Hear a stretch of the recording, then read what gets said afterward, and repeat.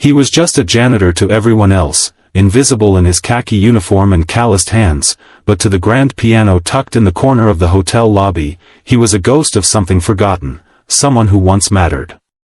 Every night after the guests left and the chandeliers dimmed, he would gently wipe the dust from the black and ivory keys, his fingers pausing like they remembered a time they belonged there. But no one ever asked his name. No one ever noticed the way his gaze lingered a little longer on the Steinway. No one, until she did.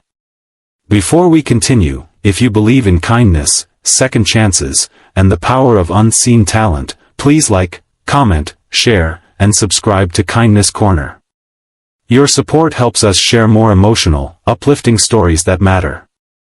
Her name was Veronica Langford, a sharp, stunning CEO of a luxury hotel chain, known as much for her elegance as for her biting tongue. She walked like she owned the ground beneath her heels, and perhaps she did. One late evening, during an inspection visit to the hotel, she caught the janitor softly humming near the piano. She raised an eyebrow as if amused. "Do you even know what that is?" she asked, gesturing to the piano. Her voice was laced with mockery. The janitor, David, nodded gently without looking up. "Chopin's Nocturne in E-flat major," he replied, his voice calm and steady, though his heart thudded against years of shame and silence. Veronica laughed, a cruel, hollow sound. "If you can actually play Chopin," she smirked, "I'll marry you." Her words were intended to humiliate, a challenge not meant to be taken seriously, but David's eyes didn't waver. She turned and walked away before he could respond, not realizing that her arrogant joke had just unlocked a door that had remained sealed for decades. David's past was a symphony of broken dreams. He had once been a prodigy, a rising star trained at a European conservatory before life and loss silenced his music. A car crash had stolen his mother, his scholarship, and the only piano he'd ever owned. Homelessness followed.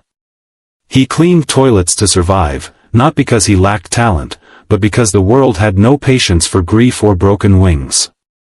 His only solace was the stolen minutes he spent brushing his fingers along the keys, pretending he still belonged in the world of melody and meaning. That night, something shifted. David couldn't sleep. Her words rang in his ears like a cruel dare, but beneath the sarcasm was an opportunity, a crack of light in a wall of darkness. For days, he practiced in secret, coming in early and staying late, making sure no one saw. His fingers stumbled at first, stiff from years of disuse, but slowly the music returned.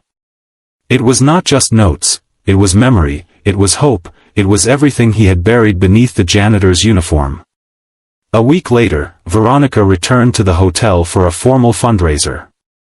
The lobby was filled with guests in glittering gowns and crisp tuxedos. A jazz trio was scheduled to play, but due to a last-minute cancellation, the piano stood quietly, waiting. David saw his chance. He removed his gloves, his apron, and slowly walked to the bench. The room fell into a hush as he sat down. Most guests thought he was just moving the piano, maybe cleaning it. But when he placed his fingers on the keys and began to play, something incredible happened. The haunting, elegant notes of Chopin filled the lobby like a forgotten prayer. Conversations stopped. Glasses froze mid-air. Veronica turned sharply, confusion washing over her face as she saw the janitor, her janitor, commanding the room with nothing but his hands and heart. The music poured out of him, not just as sound but as truth. Pain, love, loss, and healing were all stitched into each measure. The lobby melted into a quiet cathedral of emotion. Some guests wept without knowing why. Veronica stood motionless, her face pale, her lips parted in awe. For the first time in a long time, she was speechless. When he finished, the silence lingered, as if no one dared disturb the sacred air he had created. Then came the applause, hesitant at first, then roaring, overwhelming. But David didn't smile. He stood, bowed slightly, and walked away without looking at her.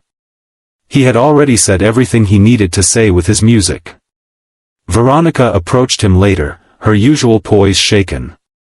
"Why didn't you ever tell anyone?" she whispered. David simply replied, "No one ever asked." Her eyes welled up with something that looked a lot like regret, but he wasn't looking for an apology. She had offered marriage as a joke. He had answered with dignity, not desperation. From that day on, David no longer wore a janitor's uniform. Veronica offered him a permanent role as the hotel's resident pianist. But more than that, she changed, softer, kinder, humbled. Sometimes, she would sit by the piano as he played, listening not just with her ears, but with her heart. If this story touched your heart, please give it a like, share it with someone who needs hope, and subscribe to Kindness Corner for more inspiring stories. Every view, comment, and share helps us spread kindness where it's needed most. Speech balloon before you go, please leave a comment. What would you have done if you were in David's shoes? We'd love to hear your thoughts and stories.